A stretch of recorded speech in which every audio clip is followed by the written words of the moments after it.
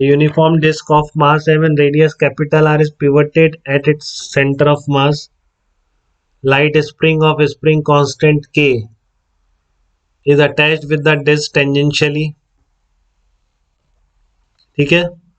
Find out angular frequency of torsional oscillation of the disk. ये disc को आप ऐसे ट्विस्ट करके छोड़ रहे हैं इस तरीके से, तो ऐसे ऐसे ऐसे घूमती रहेगी. ठीक है. तो हॉरिजॉन्टल प्लेन पे, वर्टिकल प्लेन में कुछ नहीं है. और है भी तो फिर mg का टॉर्क, mg यहीं लगेगा तो फिर इसको अबाउट कोई टॉर्क देगा नहीं mg. तो आप तो डिस्टर्ब थीटा करिए इसको और फिर टॉर्क लिख दीजिए. तो थीटा बहुत स्मॉल है, लिखना चाहिए इसको, लिखा क्यों नहीं. Small angular frequency of small torsional oscillation of the disc. ठीक है. तो क्या कहेंगे आप इसमें, जो x कितना हो जाएगा, r इंटू थीटा हो जाएगा क्या. अगर आप इसको थीटा से घुमाते हो तो स्प्रिंग कितना दब जाएगी, r इंटू थीटा. इनिशियल मान लिया है, कुछ नहीं लिखा हुआ कि इनिशियल एक्सटेंशन नहीं था उसमें. ठीक है. तो माइनस के into r theta into r से मल्टीप्लाई क्यों करा, टॉर्क निकालने के, क्योंकि थीटा बहुत स्मॉल है तो almost k x force along this direction ही है. ठीक है.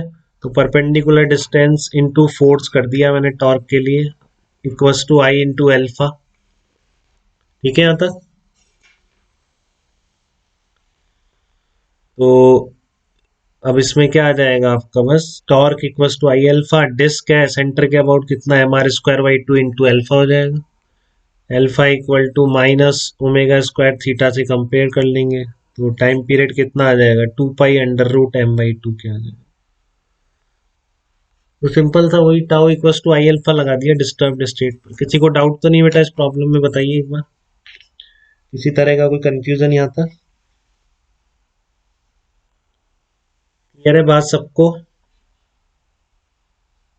चलिए इसके धर्मांश आगे बात. ओके. ये वाला प्रॉब्लम देखिए कि स्टैंडर्ड प्रॉब्लम है. Find out time period of vertical oscillation. Time period of vertical oscillation of center of mass of the pulley. String does not slip over the pulley. क्या क्या दे रखा है आपको, इसका मोमेंट ऑफ इनर्शिया आई दे रखा है, मास दे रखा है, रेडियस दे रखी है और स्प्रिंग का कांस्टेंट के गिवन होगा ही होगा. ठीक है. तो आपको इसका टाइम पीरियड ऑफ ऑसिलेशन निकालना है. इस डिस्क को नीचे डिस्प्लेस करके छोड़ दिया जाए तो ये जो एसएचएम करेगी उसका टाइम पीरियड कितना होगा. इस कंडीशन को ध्यान रखेंगे. String does not slip over the pulley, there is no slipping between string and the pulley. तो आपको मीनिंग क्लियर है इसका. स्ट्रिंग का जो पॉइंट की वेलोसिटी होगी. हाँ बताइए बेटा.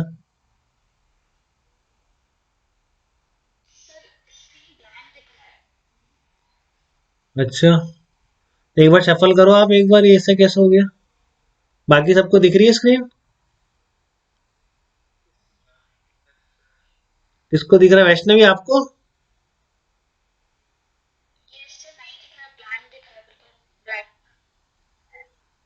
अरे तो आप एक बार ज्वाइन करो या तो देखो, मैं एक बार स्क्रीन शेयर कर देता हूँ, यही है मेरे पास तो और कुछ नहीं है.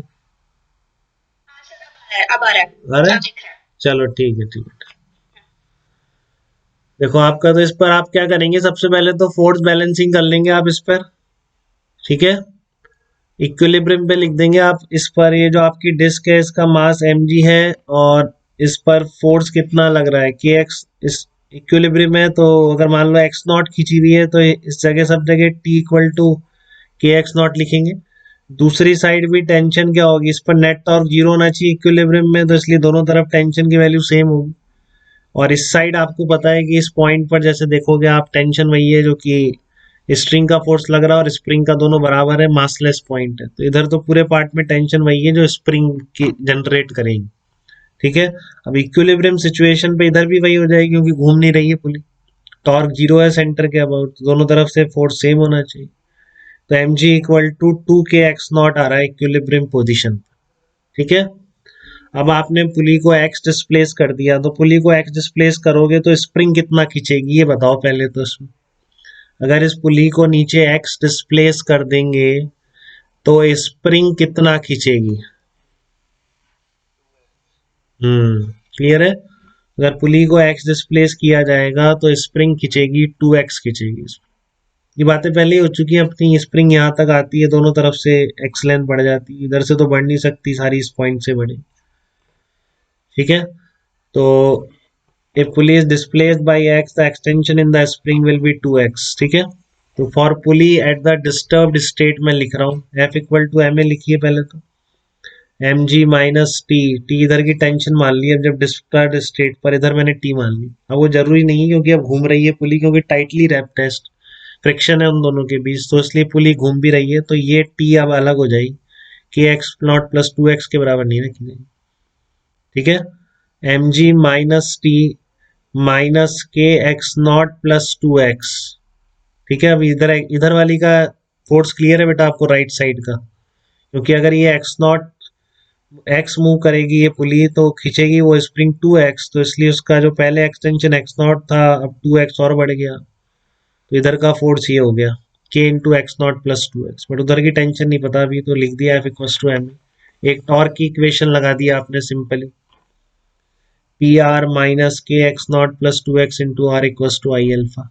ठीक है। फिर वही रोटेशन में क्वेश्चन किया था हमने, ये पॉइंट रेस्ट पर आता जा रहा है इधर से, इधर आगे तो स्ट्रिंग नहीं जा सकती, इसका मतलब इस पॉइंट का टेंजेंशियल एक्सलेरेशन 0 होना चाहिए एपी का। तो इसलिए अगर इसका ए है और ये अल्फा है पुली का, तो मैं बोल सकता हूँ कि a equal to alpha into r बोल सकता हूँ। फिर मैं बताइए, ये T equal to k x यहाँ से लिखा ना आपने, तो F equal to M a लिख दिया, ये tau equal to I alpha लिख दिया। अब पी पॉइंट का एक्सलरेशन आपने 0 कर दिया, तो a equal to alpha into r आ गया। ठीक है। तो अल्फा की जगह यहाँ पे रिप्लेस कर दीजिए, तो टेंशन इस तरह से आ जाएगी। अब टेंशन को उठा के इक्वेशन नंबर 2 में रिप्लेस कर दो, कोई टेंशन नहीं चाहिए आपको, तो equal to some constant into X की टर्म में चाहिए, तो टी को भी हटा दिया मैंने। देखिए आप ये इक्वेशन बन जाएगी, एम जी माइनस के x not plus 2x minus a upon r square minus के x not plus 2x equal to M a. अब इक्विलिब्रियम वाली जो कंडीशन है, इक्विलिब्रियम वाली इक्वेशन है एम जी इक्वल टू 2 के एक्स नॉट, तो ये देखो कट जाएंगे, के एक्स नॉट बच के आपके पास यही रह जाएगा, -2 के एक्स माइनस 4 के एक्स, इसको आप उधर ले जाएंगे तो a into m plus I by are square आ जाएगा। तो एक्सलरेशन कितना आ गया आपके पास, -4 के upon M plus I by are square into x आ गया। ठीक है। तो आप इसको आप कंपेयर कर लो, a equal to minus omega square x, equal to minus omega square x से आप इसको कंपेयर कर लो, तो ओमेगा आ जाएगी √4 के upon M plus I by are square आ जाएगी। ठीक है। ओमेगा की वैल्यू आ जाएगी √4 के upon M plus I by are square. ठीक है। आप इसी को मैंने एनर्जी मेथड से भी कर सकते हैं, आप नहीं किया होगा तो आप कर लेना, करा है वैसे मैंने। ठीक है। तो डायनामिक्स में डाउट तो नहीं किसी को, डिस्टर्ब्ड स्टेट पर F equal to M A torque लिखने में, और ये पॉइंट नहीं घूम जा एक्सलरेटेड नहीं है इसलिए इक्वल टू एल्फा आर कर दिया। तो ये प्रोसेस 2-3 बार कर लेंगे तो आपके भी बहुत ही फ्लो में आ जाएगा। इसी को आप डिस्टर्ब्ड स्टेट पर एनर्जी से भी कर सकते हैं, क्योंकि इसकी एनर्जी लिखने में कोई दिक्कत नहीं है, चल भी रही है, घूम भी रही है, स्प्रिंग भी खींच रही है, तो वही आप टोटल एनर्जी भी लिख सकते हैं इसमें। एनर्जी से करेंगे तो क्या निकलेगा, देखो आप, minus M G X, X displace हो गई नीचे, तो half K x not plus 2x square plus half M V square plus half I omega square. आप इसको लिख के डी बाई डी टी को 0 पुट कर दीजिए, D x by D T को वेलोसिटी, और इक्विलिब्रियम की कंडीशन वैसे यूज करके कट जाएंगे, फिर से वही आ जाएगा। आपकी मर्जी है आप किससे कर रहे हैं इसमें। ठीक है। डायनामिक से थोड़ा कॉन्फिडेंस रहता है, जल्दी से समझ में भी आता है, सिस्टम बन भी जाती है, गलती के चांस कम रहते हैं। एनर्जी में कुछ चीज छोड़ सकते हैं, एनर्जी लिखना भूल गए। ठीक है। फोर्स लिखने, फोर्स छूट जाए ये चीज मुश्किल है, कि एनर्जी छूटने के चांस ज्यादा रहते हैं। फोर्स तो दिखते रहते हैं, इधर टेंशन लगानी है, स्प्रिंग लगानी। ठीक है। तो ये एनर्जी मेथड से भी कर दिया है मैंने आपको, मेथड दोनों बता रखे हैं। ठीक है। अब मैं एक रोलिंग वाली प्रॉब्लम कराऊंगा, उसको आप एनर्जी से करें, उसको भी मैंने डायनामिक से भी कर दिया, बट डायनामिक्स में 3 इक्वेशन लिखनी पड़ती है। ठीक है, तो रोलिंग वाली में तो एनर्जी रोलिंग मोशन की फटाफट लिख के उस तरह से प्रोसीड करें, उसमें जल्दी प्रॉब्लम होती है।